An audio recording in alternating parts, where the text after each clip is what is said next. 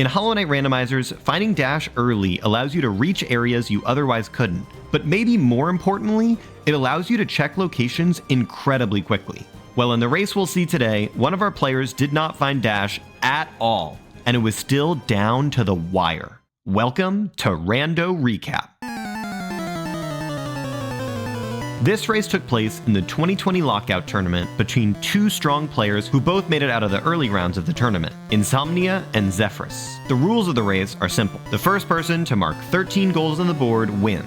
The only catch is that when someone marks a goal, the opponent can no longer mark it. Let's get into it. Both players start in King's Pass with the same seed, and they both find Tram Pass at the first check. This is actually a goal on the board, and Insomnia was able to mark it first. Now both players walk to Iselda, who is selling Spell Twister, and this time Zephrus marks the goal. Both players now walk through Crossroads to the Stag Bench, where we see our first routing decision. Our players could get 3 checks from False Knight and Ancestral Mound, they could fight Gruzmother and save Sly, or they could head to Resting Grounds through the Tram. The Tram cutscene is pretty slow, and the players don't have any essence. So in my opinion, the Resting Grounds play really isn't worth it. I think I personally would lean towards saving Sly, since 4 shops are on the board, but False Knight is also okay. Insomnia agrees with me and decides to save Sly, and then sets up a Shade skip to go to Salubra. Zephrus disagrees and decides to fight False Knight, which gives her King's Brand, which is helpful for one of the late game goals. On the other hand, Insomnia finds Monarch Wings and Isma's Tear, giving her a lead on goals, and more importantly, immediate access to Fungal Waste, Green Path, and Fog Canyon. She decides to head straight to Leg Eater to complete the 4 shops goal, definitely the right play. Zephrus now, after False Knight, needs to decide between saving Sly and heading to Resting Grounds, and she decides on Resting Grounds. Again, because it's really slow and the 4 shops goal is on the board, I don't agree with this, but I guess it's not so bad. At Leg Eater, Insomnia finds Dream Wielder, another goal, but she actually doesn't have the money for it right now. She goes and beats up the Shroomologers and gets enough money to buy Dream Wielder, giving her an early lead. In Resting Grounds, Zephrus finds Lantern, which is a goal and does give access to Crystal Peak, but she's definitely behind because of Wings. Now, if we put ourselves in Zephrus's shoes, we can either save Sly or head to Crystal Peak. This isn't a total gamble on which direction we should go, because we have some information to work with. Insomnia has marked the 4 shops goal. This means of the 3 starting decisions, Insomnia clearly chose to go to Sly and Salubra, and likely found access to Fungal Waste in one of those shops. That being, she found Wings, Dash, or Infection for this cool Infection skip. While it's possible Zephrus finds something remarkable in Peak, giving her a huge advantage, it's much more likely that there's movement at shops, so she decides to follow behind Insomnia, saving Sly, which is definitely the best play. However, in the meantime, Insomnia is able to make a bunch of progress. With 3 very completable goals on the board, she decides to head to Green Path, since 2 happens to be bigger than 1, which I think I agree with. On the way, she finds a Dream Nail at Queen Station, extending her lead and giving her access to 2 more goals. It's just all lining up for Insomnia right now. While Insomnia heads to Green Path, Zephrus checks the grub rewards and finds 2 relevant items. A King Station Stag at 6 grubs, and a crucial simple key at 6 grubs. Sometimes keys end up not being a problem in these randos, with only 1 big area and 1 small area locked behind them, but these keys end up being super important later on. After grabbing Isma's Tear from Salubra, Zephrus decides to take a risk and go for the Mantis Village lore goal. Let's put ourselves in Zephrus's shoes again. Insomnia marked the 4 shops goal about 4 minutes ago, and it takes about 2.5 minutes to walk through Right Fungal. Therefore, we know Insomnia did not go straight to Mantis Village. Considering Zephrus knows all 3 goals that Insomnia could be working on, and that 2 of them are in Green Path, she decides to take a calculated risk and head straight to Mantis Village. This is a super heads-up play from Zephrus, and one I'm not sure I would have thought of, so very impressive. These types of decisions where you're weighing risk and predicting your opponent are part of why I love rando racing. There's just so much to analyze within every decision. Thankfully, on the way down, Insomnia marks a Green Path goal, ensuring that Zephrus is safe in Right Fungal. This also gives her time to save an extra grub, which, along with the 5 in Crossroads, can give her that King Stag and Simple Key. After marking the goal, she also finds Lifeblood Heart, giving her a lead toward the 2 Lifeblood goal. Insomnia finishes the other Green Path goal, making the score 7-3 after the early game. Both players can now start thinking about some middle game goals, like obtain 1 Soul Vessel, since Sly was selling 2 of them, and spend 5,000 Geo. Insomnia has a small lead towards those, since she found an Arcane Egg in Green Path. She also has Dream Nail, making the Kingdom's Edge route a really attractive option. For now, Insomnia decides to check False Knight, figuring that it's something Zeph has probably already done, and if it's Dash or Claw, she definitely doesn't want to be really late to it. At the same time, Zephrus saves all 5 Crossroads grubs, giving her the King Stations tag and that ever-important simple key. Now, Insomnia heads to Resting Grounds, and Zephrus heads to City. I think if I were Insomnia at this point, I would head towards Lem, but I suppose Grounds isn't too bad. I should also note that I've had hours to analyze this footage and calculate the correct plays, so things like Insomnia going to Resting Grounds are totally normal among all top players. Barely even a mistake. In King's Station, Zephrus finds Grimchild, giving her access to the Troop Master Grim goal. In the post-game interview, Zephrus said that she considered fighting Grim immediately, which to me is insane. This fight is insanely long with no nail upgrades and no spells, and I wholeheartedly agree with the decision to wait. Zephrus continues to check the rest of City, and Insomnia now agrees that it's time to head to Lem. She does a nice shade skip in Blue Lake, giving her 1 check at the Rancid Egg and access to Right City. Zephrus uses her key on Waterways and completes the left side, getting Howling Wraiths and Shopkeeper's Key. I think if I were Zephrus, I would have gone straight to Dung Defender, but this play isn't so bad, and it happened to really work out. On the other hand, Insomnia decides to make a play I definitely don't agree with.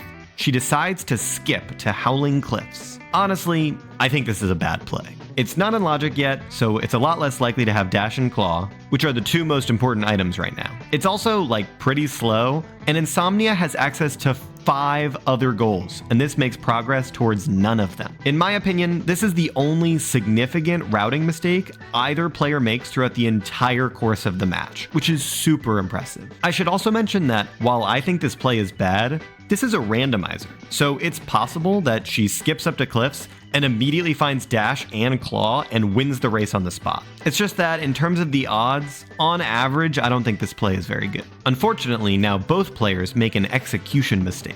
Zephrus decides to go to Dung Defender, but the enemy she needs to pogo off of gets killed by this Bellfly. And also, Insomnia jumps into spikes. Insomnia decides to try again with the crazy Cliffs route, but Zephrus decides to pivot and fight Troop Master Grim, knowing it's totally something Insomnia has access to, and with Howling Wraiths, it's not that slow. This is a great pivot from Zephrus. While in Cliffs, Insomnia finds an expensive simple key, which overall means the trip to Cliffs probably wasn't worth it. You know, unless there happens to be a majorly important item behind simple keys. Finally, Insomnia heads to Kingdom's Edge to work on the Kingdom's Edge route. I think going for this or selling to Lem are both great plays. In the meantime, Zephrus decides to grind some Geo to buy Deep Focus from Sly, which is now in the shop from the Shopkeeper's Key. After Insomnia completes the route, she walks into the next room and picks up an incredibly important item. With Dash, Insomnia has gone from being ahead to being way ahead. She can get checks so much faster and has access to a lot more of the map. Even better, since there are no goals in Kingdom's Edge, it's pretty likely Zephrus doesn't come here for a long time. While that's happening, Zephrus should probably be heading straight to Dung Defender, but instead heads up to Storerooms, where she finds 2 crucial items. First, a white fragment, which is progress toward this late game goal, and second, and much more importantly, Desolate Dive. This is the exact item Zephrus needed to try to bring this back. It's required for 4 different goals on the board, with one of them immediately doable. Now I think it's definitely time for Zephrus to fight Dung Defender, but she disagrees again and goes to Resting Grounds, where she finds Crystal Heart. This will help a ton with movement speed for her, and also give her access to Glowing Womb. Meanwhile, Insomnia heads back to Cliffs to buy that simple key, giving her access to Dung Defender too. If either player went straight to Dung Defender right now, they'd have the goal for sure. But Insomnia decides to head to Left Waterways first, getting her Wraiths, and Zephrus gets some Geo to mark the 1 Soul Vessel goal, and then buys a nail upgrade from the Nailsmith. This results in a close race for Dung Defender. Insomnia comes from Left Waterways with Dash, giving her a lead. Zephrus remembers not to make the same mistake again, and as she enters Waterways, she kills the Bellfly before baiting the enemy. Insomnia instead decides to take the risk, and her enemy dies. This now gives Zeph the lead, and she enters Dung Defender's room just 20 seconds before Insomnia. They both battle it out, Insomnia having Dash and an extra nail upgrade, while Zeph has Dive. In the end, it's Zephrus who ends up completing the goal first, bringing the score to 8-7, a huge comeback from the 7-3 early game. Now, let's reassess this board. If I were Zephrus, I would head straight to Glowing Womb. Zephrus instead decides to give a flower to Elderbug, which is also fine, I guess. If I were Insomnia, I would probably try to spend 5,000 Geo and then do this skip into Glowing Womb with Dash and Wraiths. Insomnia agrees with me on the first half, marking the 5,000 Geo goal, but then she starts doing Dream Trees. I think because Insomnia marked the Kingdom's Edge route, I feel like Zeph would be a lot less likely to try and win 4 Dream Trees, so I think checking Glowing Womb makes more sense. But then again, I'm looking in hindsight and I know Zeph doesn't even have Dream Nail, so maybe that's just hindsight talking. After that first tree, Insomnia again has a chance to go for Glowing Womb, but she goes to a second tree. On the other hand, after finishing the Flower to Elderbug goal, Zephrus warps to Crossroads and walks right by Glowing Womb, going to Peaks. I mean, she clearly just forgot about the goal. This is really bad for Zeph, but thankfully, when she enters Crystal Peak, she finds a crazily important item. She finds Glowing Womb itself. This charm doesn't do anything, but it reminds her that she needs to go back and check Glowing Womb. So after getting the Crystal Peak bench, she instantly warps back and checks Glowing Womb, evening the score.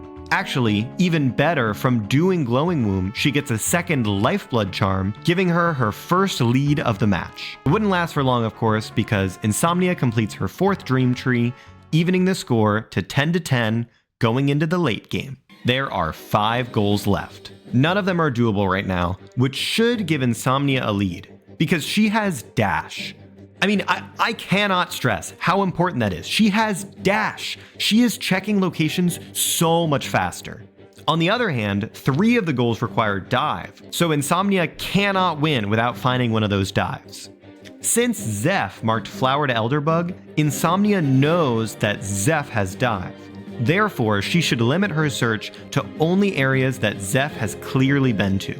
She doesn't know where Zeph has been to, but based on goals, we know she's been to Fungal Wastes, Resting Grounds, Royal Waterways, and of course, Dirtmouth and Crossroads.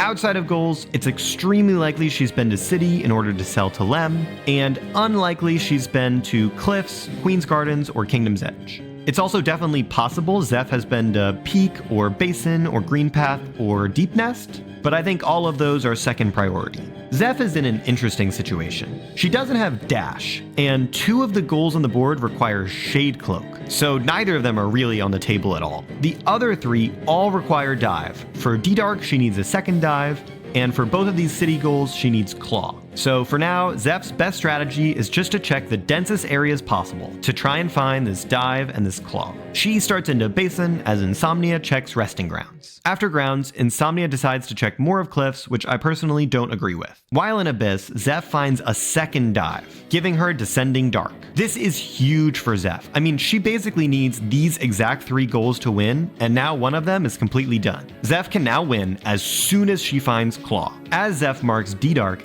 Insomnia finds an incredibly important second simple key in Cliffs. After quickly checking Shape of Un and finding Queen's Garden Stag, Insomnia uses that second symbol key on Pleasure House. Inside, she finds 2 items, a White Fragment and Mantis Claw.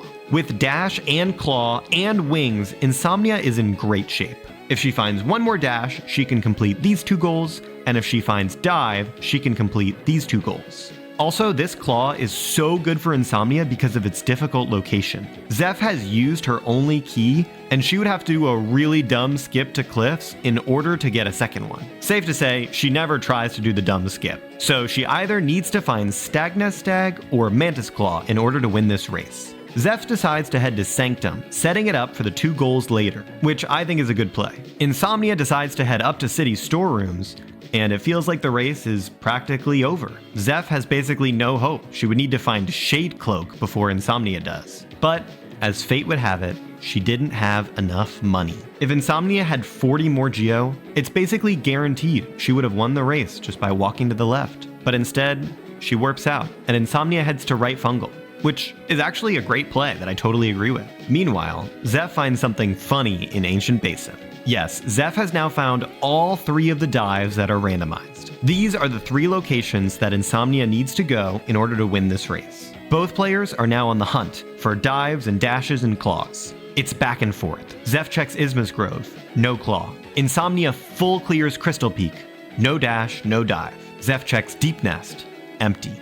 Insomnia checks Basin, which is dive if she goes left toward the simple key, but she goes right toward the stag. Zeph checks Crossroads and Fungal, nothing. Insomnia checks Queen's Gardens, and finally, a Shade Cloak. Both of these two goals are doable now, and she rushes the Cloth quest line, evening the score. It now all comes down to these two city goals, which are essentially the exact same. Whoever gets the pair wins. The Voidheart goal is practically useless. All Zeph needs is Claw. All Insomnia needs is Dive. They go back to the hunt. Insomnia warps to storerooms. Hope, if she walks to the left, she wins the race. But she picks up the white fragment to help with Abyss. Zeph searches Edge, no claw. Zeph joins Insomnia in Abyss. Zeph doesn't find anything, but Insomnia finds Crystal Heart, making the third dive totally accessible to her. Instead, she sets up Sanctum, which is a solid play honestly. Zeph checks Gardens and Fog Canyon.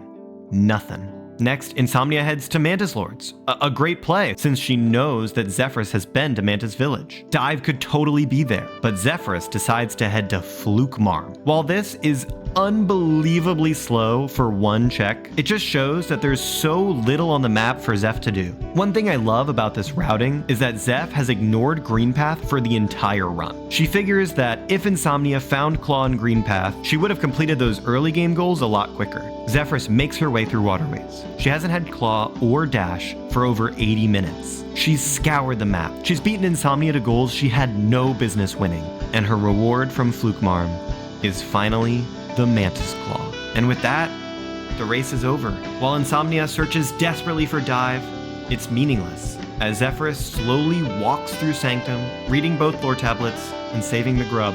After saving the last two grubs, the race is over, and Zephrus, still with no Mothwing Cloak, marks her 13th goal. Races like these are why I have fallen in love with rando racing. The tension, the strategy, the routing, the skips, the fails. It's so exciting and interesting. If you want to see more videos like this, let me know in the comments and subscribe. Thanks for watching.